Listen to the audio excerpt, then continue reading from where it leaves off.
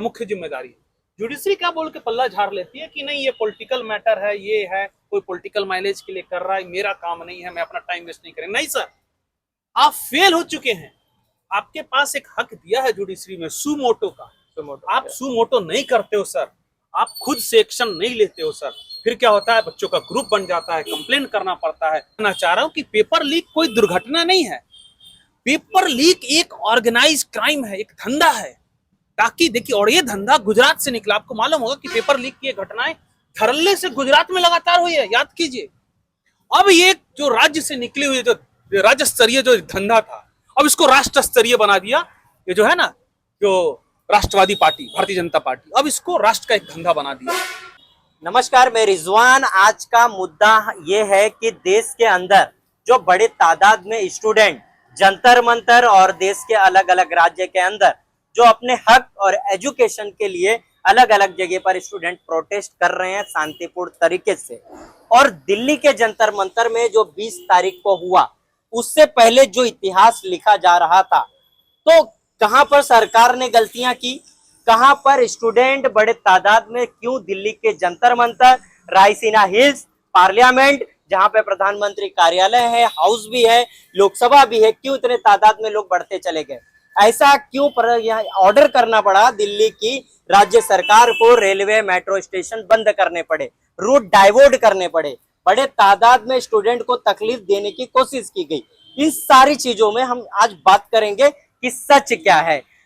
सबसे पहले आज मेरे को एक चीज बताइए सर, आज 20 तारीख का जो मूवमेंट हुआ, 20 तारीख के पहले मैं एक चीज था कि जिस तरह से प्रोटेस्ट चल रहे थे, शांतिपूर्ण तरीके से स्टूडेंट जंतर मंतर पर थे, पर वो तादाद उतनी नहीं थी।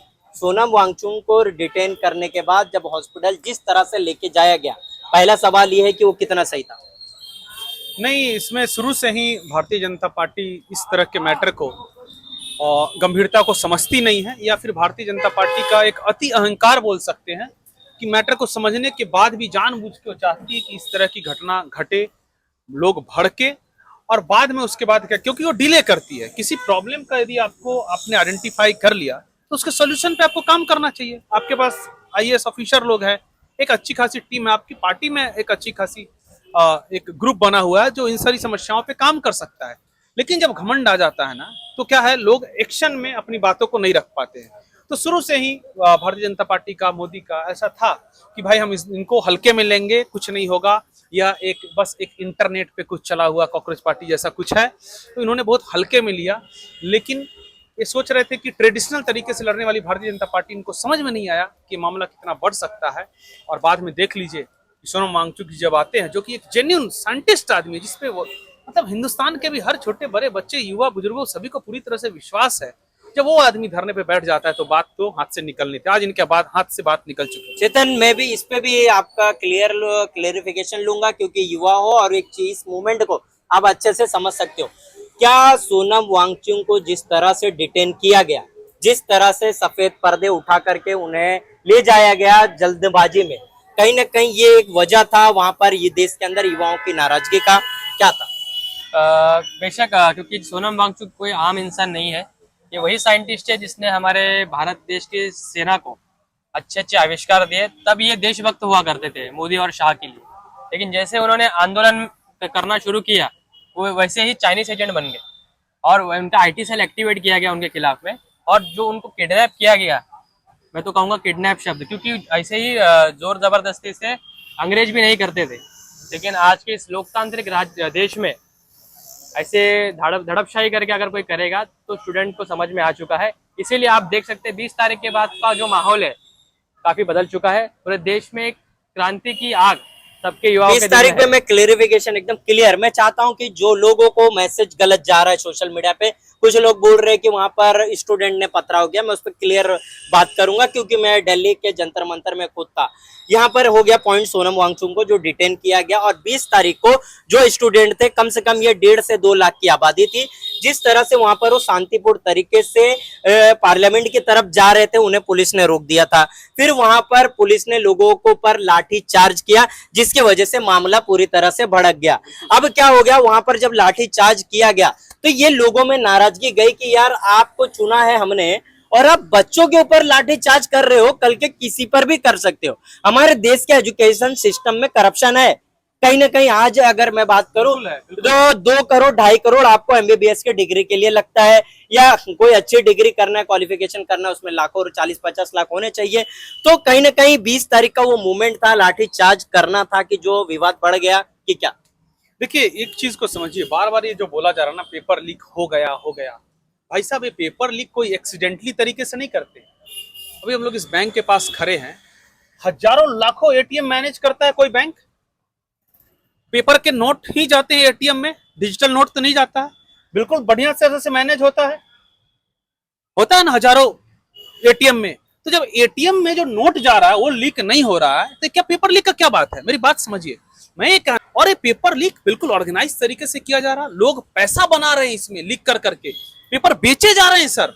बच्चों का जो जेन्युइन तरीके से जो बच्चे मेहनत कर रहे हैं उनके भविष्य को बर्बाद किया जा रहा है। और पेपर लीक का जो नेक्सस बना हुआ है, जिसमें सरकारी तंत्र, राजनीतिक पार्टियां, कुछ व्यापारी लोग और पेपर लीक करने वाले लोग तक सब शामिल है सर। चेतन, मेरा सवाल आपसे ये रहेगा कि 20 तारीख को जो चीजें हुई थी उसको लेकर के कल सुप्रीम कोर्ट में वकील जाते हैं बहुत सारे, वो कहते हैं कि हमारे पास में एविडेंस है, सारे वीडियोस है, जिस तरह से प्रशासन ने लाठीचार्ज करवाया और बच्चों को जिस तरह से प्रताड़ित किया गया। और सुप्रीम कोर्ट के सीजेआई जस्टिस सूर्यकांत कहते हैं कि हमारे पास टाइम नहीं है। ये वही जस्टिस सूर्यकांत है, ये चीज आपको पता होना चाहिए, जिनके शब्द से कॉकरोच जनता पार्टी का जन्म हुआ। इस पे आपकी राय है? पहले तो मैं सीजीआई साहब का धन्यवाद करना चाहूंगा, जो उन्होंने शब्द बोला उसी के वजह से भारत में एक क्रांति की मशाल जाग उठी। और आज देखिए कॉकरोच जनता पार्टी का आंदोलन का शुरुआत हो गया। तो उस आंदोलन की शुरुआत जब हुई, जब आप बताया कुछ वकीलों ने प्रूफ पेश किए, उनका स्टेटमेंट था कि हाँ इतने छोटे टाइम नहीं है करके।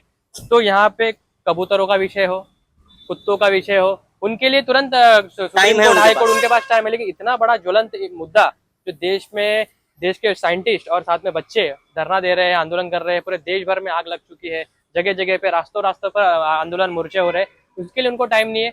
तो कहीं ना कहीं अभी जनता जाए तो जा कल, आखिरी जो उम्मीद रखती है कोर्ट से, सुप्रीम कोर्ट से रखती है जनता। अगर सर न्यायाधीश ऐसा स्टेटमेंट देंगे तो जनता न्याय की अपेक्षा किससे करे? कहीं ना कहीं जुडिशियरी भी अब खत्म हो चुकी है, वहाँ सेलेक्टिव लोग भी पहुंच रहे हैं, ऐसा कुछ दिखाई देता है? देखिए ये तो सर न्यायाधीश है, उनको सम्मान करना हमारा अधिकार है, पूरे सहसम्मान हम उनसे न्याय की अपेक्षा अभी भी करते हैं। जैसे उन्होंने स्टेटमेंट दिया है उसी प्रकार से हमें न्याय दे दे, वो हस्तक्षेप करना चाहिए। जब भी पार्टियां, बाबा साहब ने जो आर्टिकल बनाया है, जो संविधान बनाया है, उसमें क्या लिखा है कि अगर आखिरी उम्मीद किसी से है तो वो सुप्रीम कोर्ट या हाई कोर्ट से है। अगर वो भी न्याय नहीं देंगे तो जनता जाएगी कहाँ? और आक्रोश रास्ते पे उतरना ही पड़ेगा हमें, उसके अलावा पब्लिक को और छात्रों को ऑप्शन ही नहीं है। मैं आपके वीडियो के माध्यम से भी सर न्यायाधीश से निवेदन करना चाहूंगा कि आप तुरंत इसमें हस्तक्षेप करिए और अच्छे जो न्याय हम मांग रहे हैं, हमारी कोई बड़ी डिमांड थोड़ी ना है छात्रों की। क्या डिमांड है कि धर्मेंद्र प्रधान जी का इस्तीफा दीजिए और जवाब दे तय कीजिए, इतना सिंपल डिमांड। आपसे सवाल है, इसमें खाली जोड़ देता हूँ कि हमारे जुडिशरी को ये समझना होगा कि कभी भी कोई आंदोलन इस तरह का भड़कता है तो उसमें जुडिशरी की जब वो चीज हजारों और सैकड़ों की संख्या में होने लगती है, फिर पीआईएल करना पड़ता है। पीआईएल को भी आप डिस्करेज करते हो, कितनी बार देखा गया पीआईएल करने वाले को डिस्करेज किया गया। तो हम आम जनता का टाइम वेस्ट होता है, क्योंकि कोर्ट जो सुमोटो का जो अधिकार है, खुद से स्वतः संज्ञान नहीं लेती इन मुद्दों का। नहीं तो इस तरह के धरना प्रदर्शन ऐसा होंगे ही नहीं। मेरा ये जैसे कि सीजीआई का ये स्टेटमेंट था कि उनके पास टाइम नहीं है, इससे देश के नागरिकों को समझना चाहिए कि मौजूदा समय में जिन चीजों पर हम भरोसा कर रहे हैं वो चीजें कहाँ हैं और उन चीजों को इस सत्ता के द्वारा किस तरह से कैप्चर किया गया है। मैं चाहता हूं कि जब आप हमारे वीडियोस देखो तो आप सच जानो। ऐसा कोई भी, आप किसी भी पॉलिटिकल पार्टी से हो, मुझे ये नहीं, आप मुझे बुलाओ, मैं आपसे आऊंगा, बट सवाल मेरे होंगे, सवाल एकदम वही होंगे जो बच्चों के साथ आज हम खड़े हैं, पूरा देश खड़ा है बच्चों के साथ में, और आप भी खड़े रहिए। अगर आपको लगता है कि आप नहीं खड़े हो सकते हो तो अगर आप सवालों के जवाब दे सकते हो तो मेरे स्क्रीन पे दिए नंबर पर बुलाइए, मैं आऊंगा, आपसे सवाल और जवाब करूंगा। मेरा दूसरा सवाल ये था कि प्रधानमंत्री को इतना देर क्यों लग गया एक पोस्ट करने के लिए? ना पेपर लीक होता है, प्रधानमंत्री का ट्विटर पे पोस्ट नहीं आता, बच्चे सुसाइड करते हैं, प्रधानमंत्री का पोस्ट नहीं आता। देश के अंदर बहुत सारे, आपने ईरान बीरान की चीजें देखी थी, जो मेहमान आए थे वो सारी चीज घटनाएं हुई, कोई पोस्ट नहीं आता। बच्चे के साथ में जो चीजें होती है, प्रधानमंत्री का पोस्ट नहीं आता। आज प्रधानमंत्री का पोस्ट आता है कि हम इस पर एक एक कमिटी बनाएंगे, फर्स्ट जुडिशरी उस पर चलाएंगे, फर्स्ट ट्रायल पे चलाएंगे, लोगों को न्याय दिलाएंगे। और प्रधानमंत्री का कार्यालय 200 मीटर के डिस्टेंस पे ही है जंतर मंतर से। क्या प्रधानमंत्री वहां पर बच्चों से मिलने के लिए नहीं आ सकते थे? और ये जो इतना विवाद पूरे देश में आज फैला है, क्या ये प्रधानमंत्री का फेलियर है या नहीं? बिल्कुल, ये जो विवाद फैला है इसकी जिम्मेदारी सिर्फ और सिर्फ एक आदमी की, नरेंद्र मोदी की है। और बच्चों ने बहुत अच्छा डिसीजन लिया है कि हमें धर्मेंद्र प्रधान का इस्तीफा नहीं चाहिए, हमें प्रधानमंत्री का इस्तीफा चाहिए। ये 100% जिम्मेदारी, जवाबदेही नरेंद्र मोदी की है। आपको अडानी की सेवा के लिए नहीं दिया गया है। अंबानी जी को 90 रुपया पर हेक्टेयर के हिसाब से जो भी है जमीन सस्ते में देते, उसके लिए नहीं किया गया है। आपको जनता की सेवा, छात्रों के भविष्य के लिए किया गया है। लेकिन सवाल ये उठता है रिजवान भाई कि जो सरकार बुद्धिजीवियों को हमेशा प्रताड़ित करती है, बुद्धिजीवी शब्द एक गाली बन चुका है 2014 के बाद से। यदि आप पढ़े लिखे हो और अपनी बात को कहते हो तो 2014 के बाद से शब्द गाली बन चुका है। हिटलर जब जर्मनी में आया था तो बड़े बड़े साइंटिस्ट वहां से छोड़ के जाने लगे, भागने लगे, उनका पलायन होने लगा। उसी तानाशाही पे चल रही है भारतीय जनता पार्टी। इसको रोकना पड़ेगा। छात्रों ने बहुत अच्छा काम किया है।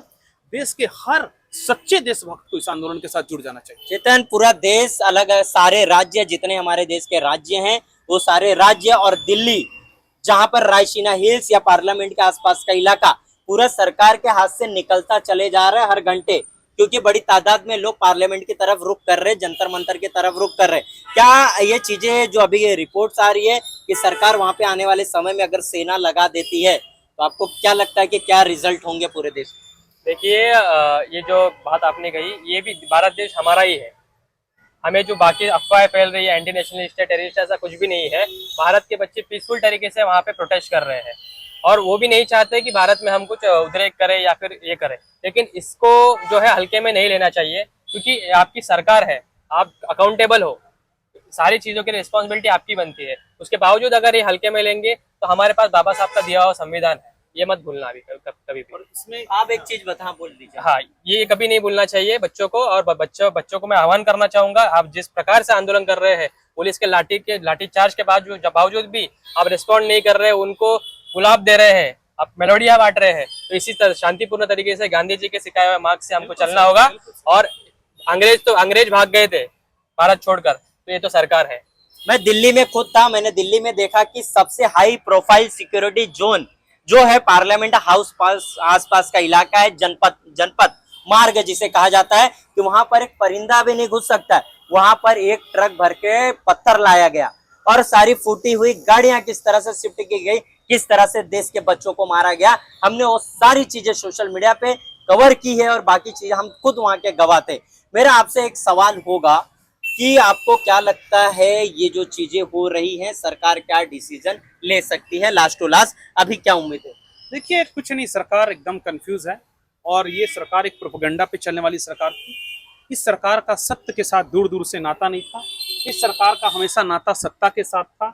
इस सरकार ने हम हिंदुओं का, थोड़ा इसमें जोड़ देता हूं मैं हिंदू वर्ड, सबसे ज्यादा नुकसान किया। इसने क्या किया? इस सरकार ने प्रभु श्री राम को ना सत्ता का प्रतीक बना दिया है। सच्चाई ये है, प्रभु श्री राम सत्य के प्रतीक। पर वहीं उन्हीं के मंदिर में जिस मंदिर के बनाने में पूरे देश को बताया गया, चंदा कलेक्ट किया गया, और वहीं पर भी चोरी हो जाती है, बट उसके बारे में सरकार रिस्पॉन्सिबिलिटी नहीं लेती। सरकार रिस्पॉन्सिबिलिटी नहीं लेती। और तमाम ये जो दल हैं, आरएसएस, बजरंग दल, हिंदू युवा वाहिनी, अरे भैया, आपके मंदिर में आप बोलते हैं ना प्रभु श्री राम हमारे हैं, आप तो हम लोग को, कांग्रेसी को तो आप हिंदू मानते नहीं हो, राजद के लोगों को तो आप हिंदू मानते नहीं हो, तो भाई आपका एक बार धरना प्रदर्शन तो होना चाहिए। अरे आपके ये जो है ना बजरंग दल, सब इनका भी मुखौटा उतर गया या भारतीय जनता पार्टी के रिमोट पे चलने वाले लोग। लास्ट सवाल लूंगा, वीडियोस बड़ा हो रहा है। लास्ट सवाल यही है कि सोशल मीडिया पे मैं देख रहा हूँ कि जो बच्चों को खाने पीने की सामग्री आ रही, मैं वहां पर खुद देख रहा था कि कोई यूएस में बैठा है, कनाडा में बैठा रहेगा, या इधर बैठा हुआ है, मतलब महाराष्ट्र में कोई बैठा हुआ है, कोई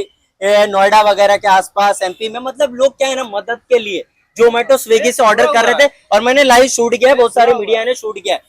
बट ये जो बता रहे कि ये खालिस्तानी फंडिंग है, पाकिस्तानी फंडिंग है, चाइना फंडिंग है, मेरा सवाल यही है, क्या इनको प्रूफ करना चाहिए, या ये लोग गलत मैसेज अपने पालतू मीडिया के द्वारा फैला रहे और बच्चों के मुहिम को कहीं ना कहीं गलत तरह से टारगेट करने की कोशिश की जा रही? अगर ऐसा कुछ है तो प्रूफ करना चाहिए या नहीं? 100% सच है। अगर ऐसा कुछ है तो सबको अधिकार दिया है प्रूफ करने का, आप प्रूफ करके बताइए। सिर्फ मिथ्या आरोप लगाने से नहीं होगा आपको। और भारत की जनता और खास करके बच्चे जिस सोशल मीडिया के दम पे आईटी सेल एक्टिवेट करके बीजेपी जो है प्रोपेगेंडा फैलाए थे, उस आईटी सेल को भी कहीं ना कहीं भारत की जो छात्र है वो फेल करते हुए नजर आ रहे हैं। हर जिस प्रकार से वो आईटी सेल के माध्यम से प्रोपेगेंडा फैला रहे हैं, उस प्रकार से जवाब जो है भारत के छात्र दे रहे हैं। और इनको समझ जाना चाहिए कि सबसे युवा पीढ़ी जो होती है भारत का भविष्य होती है, उसके साथ में अगर छेड़खानी करोगे तो आपका भविष्य भी खतरे में होगा। ये जिन आईटी सेल का इस्तेमाल करके आए थे, जब सोशल मीडिया कैंपेनिंग 2024 से चल रहा था, तो उस वक्त मुझे दिल्ली में एक चीज याद आ रहा था कि 2 लाख लोग थे और 2 लाख के हाथों में फोन था, और इतनी तेजी से सोशल मीडिया पे सारी चीजें इन लोगों ने खुद कवर किया। हर एक किसी के फोन, मतलब बच्चे लोग खुद कवर कर रहे थे, मार खा रहे थे और खुद कवर कर रहे थे, और इन्होंने वहां पर जैमर लगा दिया, नेटवर्क सारे गायब कर दिए, कनेक्टिविटी खत्म कर दी।